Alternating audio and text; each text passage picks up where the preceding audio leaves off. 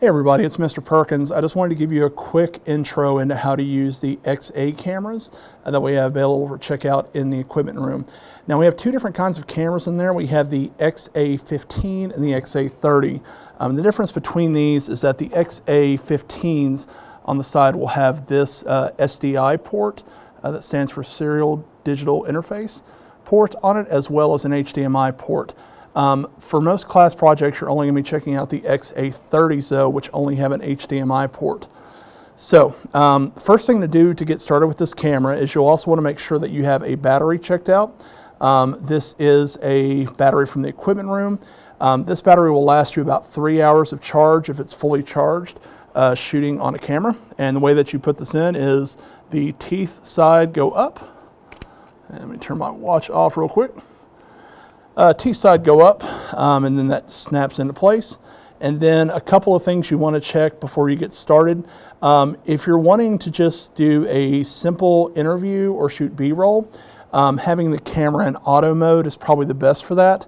In manual mode, you can get finer control, and in the cinema mode, you can get insanely fine control of different settings. But if you want the camera to kind of do a lot of that work for you, just make sure that it is in the auto setting.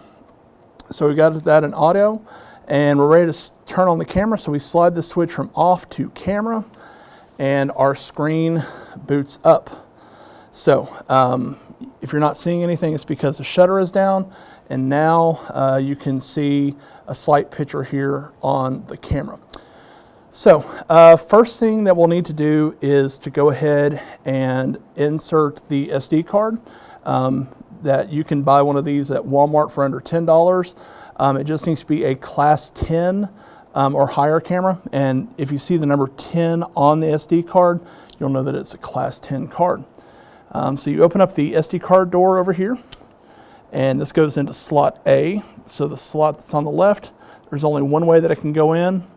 Push it in to click it, and pull down the door to shut it.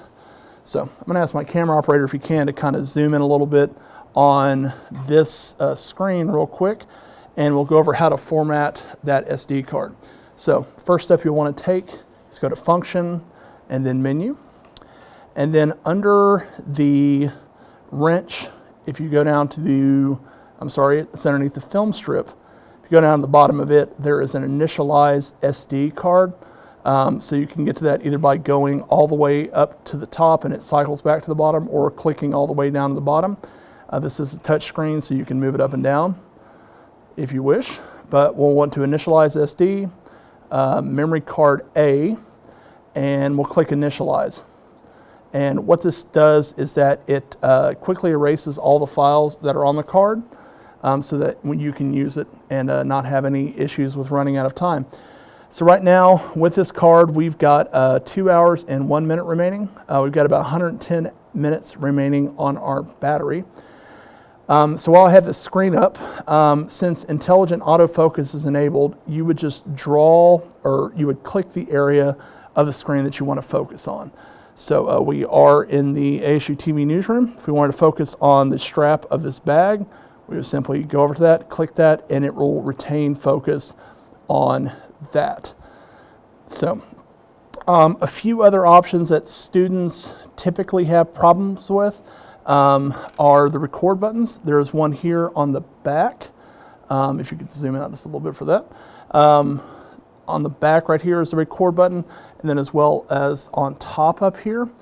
Audio issues tend to be a problem as well, and so I'm going to go over that, how to handle that in the next little video that will be posted here. So thanks for watching, and if you have any questions, please feel free to stop by my office or reach out. Thanks so much.